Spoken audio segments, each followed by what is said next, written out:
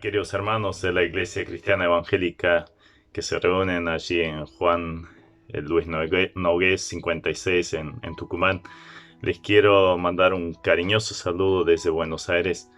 Realmente es precioso poder hacerlo a través de este medio, aunque estemos encerrados por el tema del virus. Realmente es impactante ver lo que está pasando en nuestra sociedad, como todo se está cerrando fronteras, límites, limitando la circulación, los trabajos, etcétera.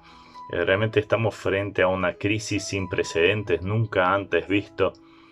Y a mí me gusta observar lo que produce esto en las personas, lo que produce en la gente, y ahí uno empieza a ver, la gente está conmocionada, atemorizada, siente impotencia frente a esta realidad.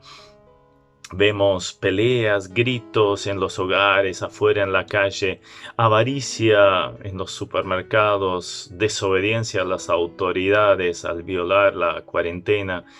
En algunos observamos una inconsciencia y soberbia atroz que no les interesa lo que le pueda pasar a los demás, solo piensan en sí mismos. Vemos la animosidad, cuando uno está en una fila de un supermercado y alguien estornuda, ya todos están con pánico, o empiezan a surgir miradas de odio, la suspicacia o la discriminación frente a asiáticos o los que volvieron de algún viaje de Europa. Eh, y podríamos seguir nombrando, ya van a empezar los robos, los saqueos, eh, la muerte que le toca a todos por igual. Y es interesante, los que tenían más poder adquisitivo, sobre todo si miramos al norte de Italia, donde la medicina está relativamente avanzada, son los más expuestos. Y pienso en esa fila de camiones militares llevando cadáveres. Realmente es tremendo lo que se está viviendo hoy en día. Gente que no va a poder ver más a su ser querido, ni siquiera lo puede despedir en el cementerio. El hombre que pensaba tener el control sobre todas las cosas ahora se da cuenta que los eventos tomaron el control sobre él. Le mueven el piso debajo de sus pies. Se observa impotencia, miedo, pánico, aumento de las depresiones, preocupación sobre el futuro, lo que vendrá, y también, obviamente, el miedo a pérdida de trabajo, sueldos, etcétera.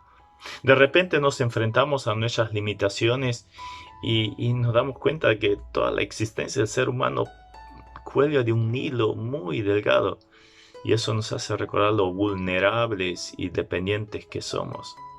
Entonces vemos, por un lado, el impacto aterrador de esa pandemia, pero en segundo lugar, y esto es lo que quiero resaltar también, es la impresionante actualidad de la palabra de Dios. Gracias a Dios que tenemos su palabra, y vemos que justamente en la Biblia, en el Antiguo Testamento, vemos la sabiduría de Dios.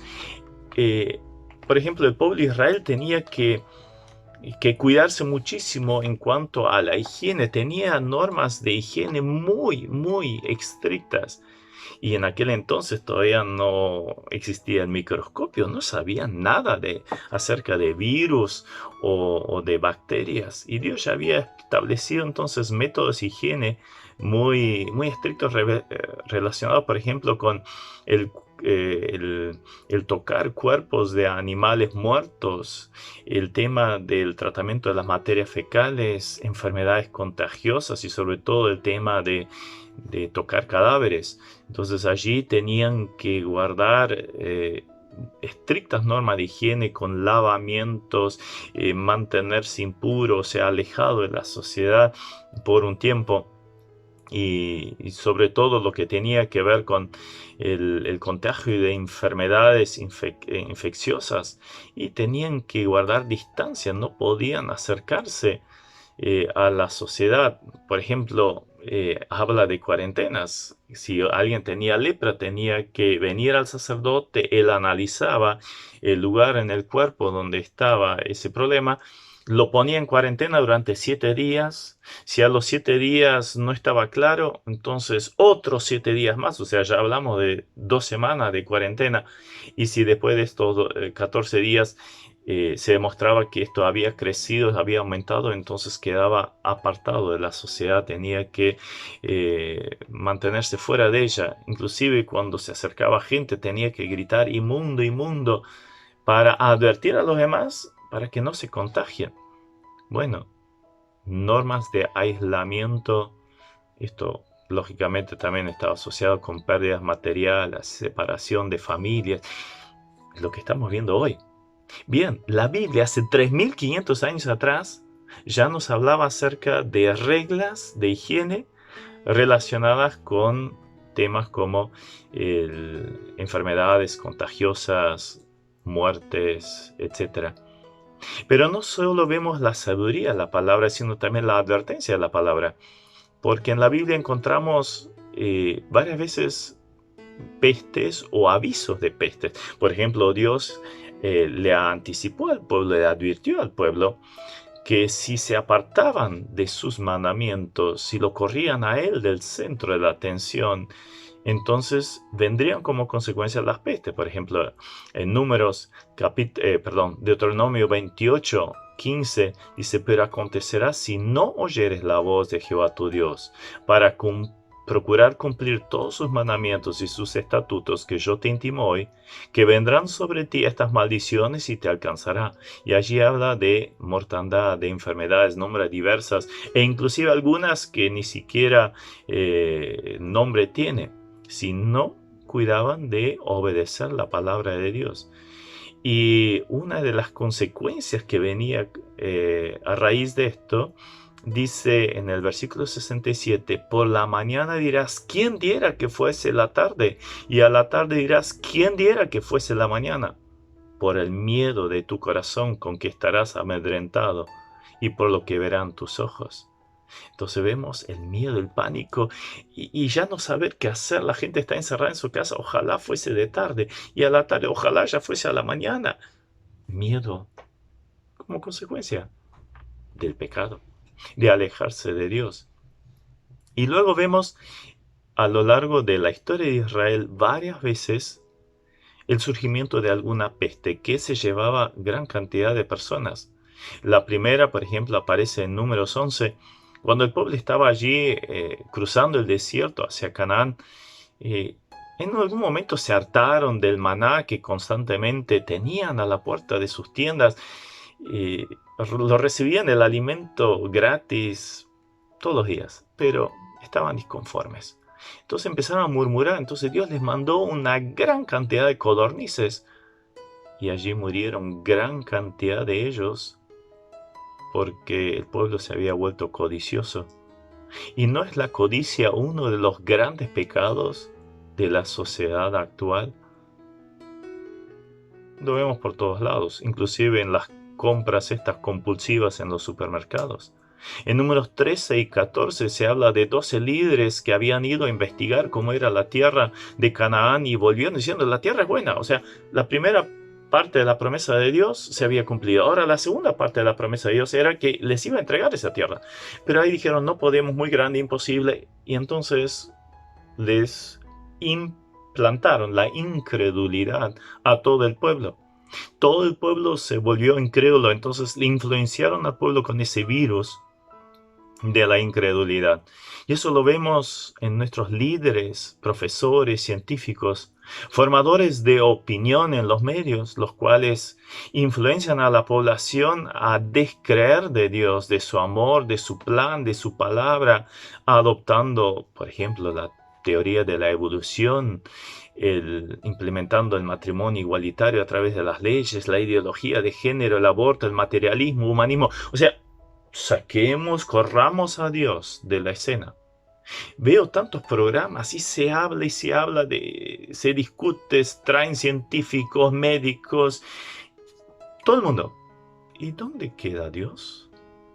¿No podríamos ver un paralelo también a lo que pasó allí en Israel? En Números 16 vemos una rebelión. Coré y sus secuaces se levantan contra Moisés y luego el pueblo apoya a ellos que ya habían sido castigados por Dios. ¿Y qué sucedió? Vino el castigo y murieron 14.700 personas por levantarse contra la autoridad impuesta por Dios. Entonces la anarquía que vemos por doquier en nuestro mundo, el levantarse contra las autoridades establecidas por Dios, también trae como consecuencia el castigo. No somos mejores que el pueblo de Israel allí en el desierto. En Números 25 sucede otra cosa que desarrolla una plaga. El pueblo empezó a mezclarse con los pueblos paganos, a adoptar sus rituales y su adoración de deidades que estaban relacionadas con las cosechas, la tierra y la inmoralidad. Y si yo pienso lo que es nuestra sociedad moderna, cómo se está implementando cada vez más también eso del culto a la madre tierra y volver a estas cosas raras, animistas, y ni que hablar la inmoralidad, ¿no será otro origen de un castigo de parte de Dios? También una gran mortandad vino sobre Israel cuando David cayó en la soberbia, un hombre de Dios. Pero se volvió soberbio, quería contar, hacer un censo en Israel y quería saber cuántos soldados tenía para mostrar: acá estoy yo, qué importante que soy, qué fuerza que tengo. Aunque le advirtieron, le aconsejaron no hacer esto, lo hizo igual. Entonces, por la soberbia de David, murieron 70.000 hombres. O sea, ¿cuánta gente inocente murió por el pecado de un líder? ¿Y cómo lo logró revertir?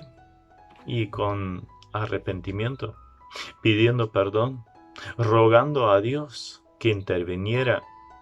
Y Dios intervino a través de ese sacrificio y la oración. Hubo arrepentimiento, entonces Dios quitó la plaga. Y fue en el mismo lugar donde luego Salomón edificó el templo.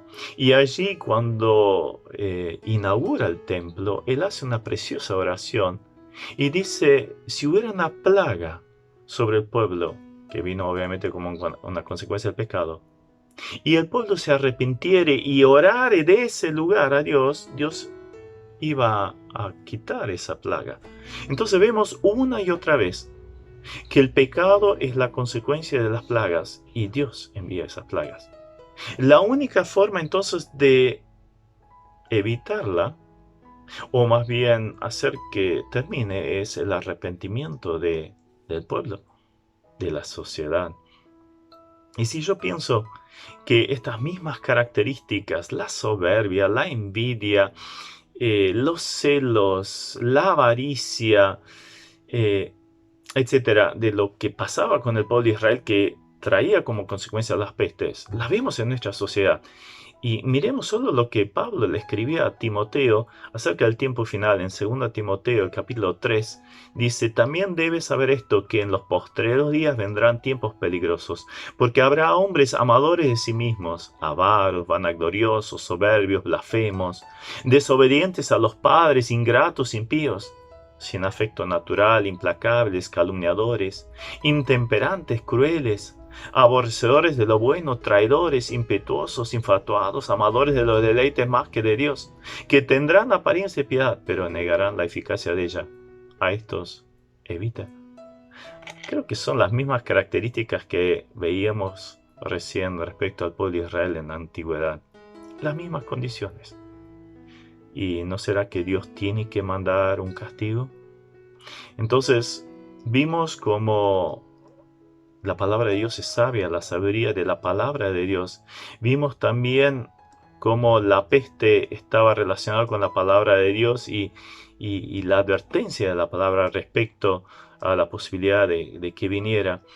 Entonces también quiero mostrar otro punto relacionado con la palabra, y es la anticipación de la palabra de Dios. En las palabras del Señor, allí sobre el monte de los olivos, donde anticipa los juicios finales, los juicios de la tribulación, dice: y habrá pestes. Y como consecuencia de esto, como dice en Lucas 21:26, desfalleciendo los hombres por el temor y la expectación de las cosas que sobrevendrán a la tierra. Miedo, pánico, y bueno, es lo que estamos viendo hoy en día de una forma impresionante. Ahora tenemos que aclarar enfáticamente que estas señales dichas por el Señor Jesucristo no están dadas para la iglesia de Jesucristo y el arrebatamiento. Fueron dadas al pueblo de Israel y tendrán su máxima expresión y cumplimiento en los juicios de la tribulación. Esto es confirmado, por ejemplo, en Apocalipsis 6:8, donde dice: de ese tiempo miré, y he aquí un caballo amarillo, y el que lo montaba tenía por nombre Muerte, y el Hades le seguía. Y le fue dada potestad sobre la cuarta parte de la tierra para matar. Y una de las formas de matar era a través de mortandad. Entonces, son señales que tienen su máxima expresión en la tribulación. O sea, el evento que viene después del arrebatamiento de la iglesia, antes de la venida del Señor en gran poder y gloria para instaurar su reino milenial aquí en la tierra. Ahora, si estas señales ya las vamos viendo ahora, son como lo que decía el apóstol Pablo: los dolores de parto a una mujer que está por dar a luz. Son cada vez más frecuentes, cada vez más fuertes, hasta el alumbramiento, que sería la venida del Señor en gran poder y gloria. Entonces, estas señales no fueron dadas para la iglesia, fueron dadas para Israel y el tiempo de la tribulación. Pero si ya vemos estas cosas dándose a un ritmo vertiginoso, y esto del coronavirus realmente es una peste pequeña en comparación con pestes tremendas que hubo en los últimos años. Si pienso, simplemente nombro algunas: la gripe rusa, que se dio en 1977 y 78, cobró 700.000 vidas. La epidemia del tifus rusa, 3,5 millones de muertes. También el SIDA, una de las pestes más famosas o más actuales desde 1981 en adelante, causa alrededor de 1.800.000 muertes por año. La viruela causó en el siglo XX, todo el siglo XX, no se sabe a ciencia cierta, pero mínimo 300 millones a medio billón de muertes. 2 millones de personas mueren anualmente por causa de tuberculosis. En los últimos 150 años, el sarampión, una enfermedad altamente infecciosa, demandó un total de 200 millones de muertes. O la hepatitis B y C, cada año mueren alrededor de 1,5 millones de personas por estas enfermedades. Entonces, imaginémonos lo que va a ser el apocalipsis, lo que va a ser esos juicios en la tribulación, cuando la cuarta parte de la población mundial va a morir por ese caballo amarillo, o lo simbolizado por el caballo amarillo. Entonces, tremendo. Nos estamos acercando. No voy a decir que esto ya es la tribulación, al contrario, no lo es, porque el arrebatamiento va a ser antes. Los creyentes ya no van a estar para este momento. Pero es interesante cómo todo va en esa dirección. Y hay muchas voces que ahora se están levantando en relación a esta gripe, que si vemos en relación a otras gripes pasadas, no cobró tantas víctimas, es relativamente muy poco. Pero vemos algo que está sucediendo en toda la sociedad. Hay toda una movida mundial, es algo que rodea todo el globo y que afecta todo. Eh, Se está viendo como el sistema financiero está buscando algo, quizás sacar de la circulación el dinero, el efectivo, que todo sea a través de un sistema virtual, control sobre la población. O sea, ¿dónde vimos un estado que de repente hace que la policía circule por las calles y llevando preso a los que se resisten a la cuarentena? Y esto a nivel global, o sea, un estado global policial. Vacunas que probablemente se vuelvan obligatorias. Quizás un gobierno mundial En otras palabras, creo que nos estamos acercando a la gran tribulación con ese gobierno mundial. Gracias a Dios, los que somos creyentes no vamos a entrar en ello, pero debería ser una llamada de atención. Gente, Jesucristo podría venir cualquier momento. Entonces quisiera terminar con una aplicación personal. En primer lugar, vemos la seguridad en el plan del Señor. Creo que hay un paralelismo entre este virus y otro que tiene todo ser humano, que se llama pecado. Y es 100% mortal. Es muy contagioso. Y aunque uno se aísle en una casa, lo sigue teniendo y ve los efectos en lo personal, en el relacionamiento con los demás. Y bueno, la Biblia dice, la paga del pecado es muerte. Y todos sin excepción, tenemos ese virus. Pero Dios buscó la solución. Buscó un antídoto. Es el Señor Jesucristo. Elaboró una vacuna, la sangre de Jesucristo que limpia de todo pecado. Entonces todo aquel que cree en el Señor Jesucristo, lo recibe como Salvador, entonces sus pecados son perdonados. Ese virus es eliminado y todas las veces que vuelva a infectarse, puede aplicar de vuelta la vacuna de la sangre de Jesucristo que lo limpia del pecado y la culpa. Ahora, también podemos aplicar esto a nosotros los que ya somos creyentes. Jesús le escribe a una iglesia, la iglesia de la Odisea, allí en Apocalipsis 3:19. Yo reprendo y corrijo a todos los que amo.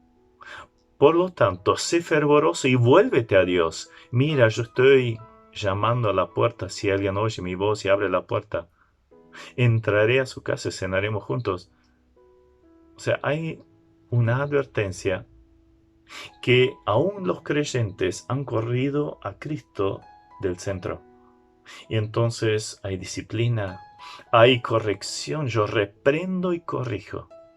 ¿No será también que esta pandemia, el hecho de que nos tengamos que mantener recluidos en nuestros hogares, no será para meditar un poquito cómo está nuestra vida y nuestra relación con Dios, su palabra, su obra? ¿Hemos descuidado algo? ¿Lo hemos corrido del centro y cuestiones cotidianas y bienestar y economía, comodidad, se volvieron más importantes que el Señor y su palabra y la comunión con los hermanos? Bueno, quizás sea el momento para arrepentirnos, de volver de nuestros malos caminos. Ahora, tengamos muy en cuenta que nada se escapa al plan de Dios. Él está al tanto, inclusive permite ciertas calamidades para llamar la atención de las personas. Que vengan a Él, lo reciban como Salvador, o si ya somos creyentes, de volver a dejarlo ocupar el lugar central de nuestras vidas. Un conocido teólogo, C.S. Lewis, escribió: el dolor es el megáfono que Dios utiliza para despertar a un mundo de sordos. O sea, las pandemias, los desastres, enfermedades, la muerte, son un llamado de Dios, una advertencia de Dios a un mundo, a una sociedad y lamentablemente a muchos creyentes sordos. Entonces, ¿nos dejamos despertar?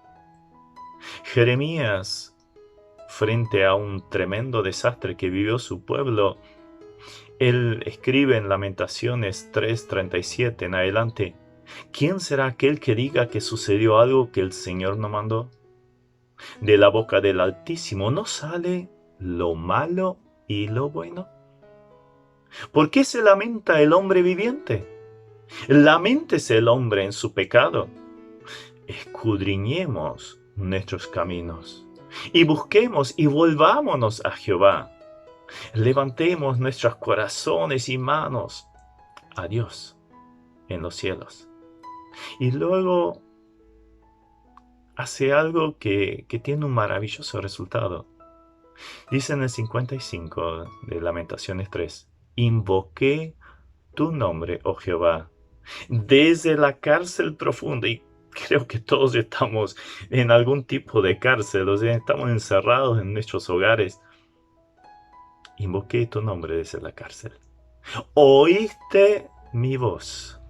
No escondas tu oído al clamor de mis suspiros.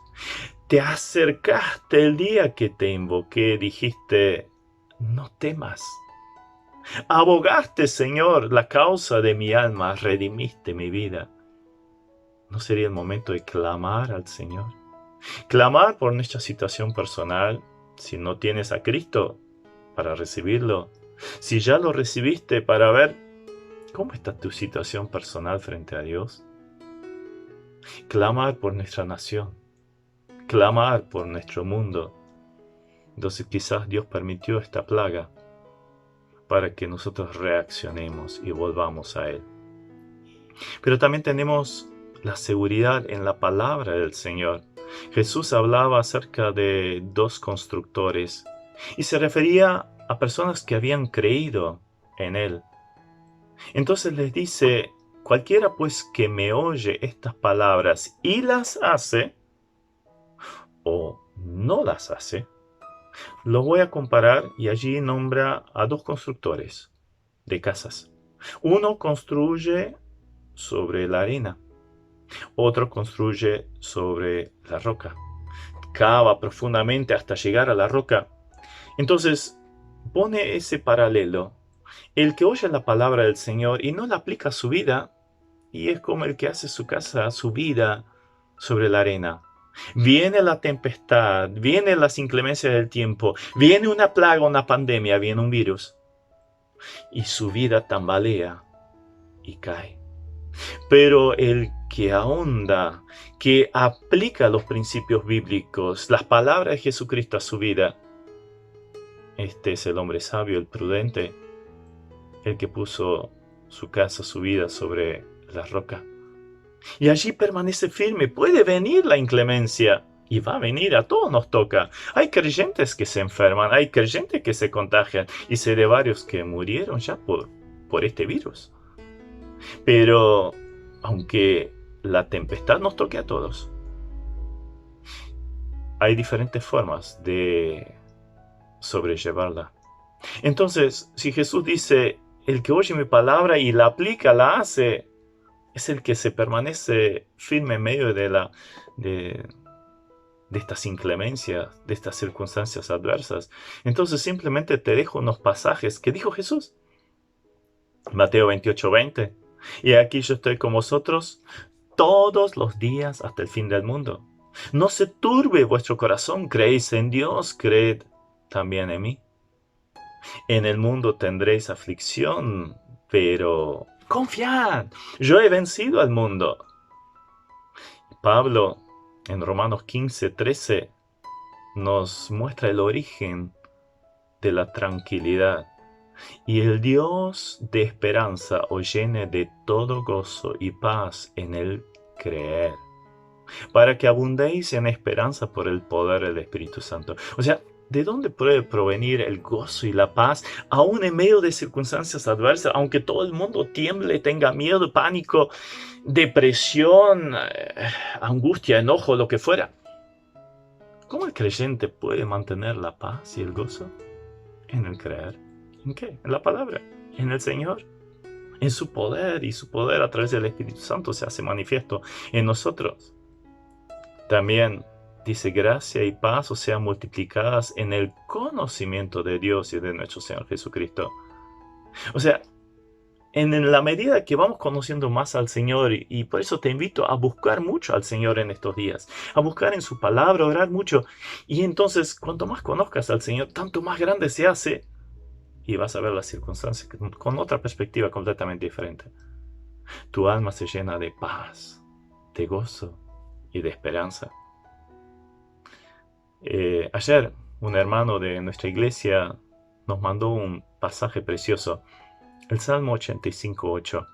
El mundo está dentro de una locura, realmente por todos lados vemos locura. Ahora, ¿qué dice ese salmo? Escucharé lo que hablará Jehová Dios, porque hablará paz a su pueblo y a sus santos, para que no se vuelvan a la locura. No tenemos que caer en la locura de este mundo, de esta sociedad. Dios nos quiere hablar al corazón, nos quiere llenar de paz. Entonces podemos culminar con las palabras del apóstol Pablo. ¿Quién nos podrá separar del amor de Cristo? Sea tribulación, angustia, persecución, hambre, desnudez, enfermedad, pandemias, virus, peligros, espada. Nadie nos puede separar del amor de Dios, que es en Cristo Jesús, Señor nuestro. Aferrémonos de esta esperanza, de su palabra, que llene nuestro corazón de confianza. Y para terminar, tenemos también la seguridad en cuanto a la venida del Señor. Viendo todo lo que está sucediendo, pareciera que nos estamos acercando al tiempo del anticristo, las plagas y el apocalipsis. Pero antes de esto, viene el arrebatamiento de la iglesia. Vamos a ir al encuentro del Señor y puede ser cualquier momento. Entonces, que esto nos llene de confianza. Jesús mismo lo decía, cuando veamos suceder estas cosas, erguíos, levantad vuestra cabeza, porque vuestra redención está cerca. El Señor está por venir. Los creyentes sabemos que Jesús venció este mundo con todos sus sufrimientos y sus problemas y nos da una perspectiva eterna. Las cosas no se acaban con esta vida. Que nunca perdamos esta expectativa de la pronta venida del Señor. Si lo hacemos, podemos experimentar lo mismo que el apóstol Pablo cuando habló acerca de la venida de Cristo. Dijo, más gracias sean dadas a Dios, que nos da la victoria por medio de nuestro Señor Jesucristo. Que sea tu realidad también.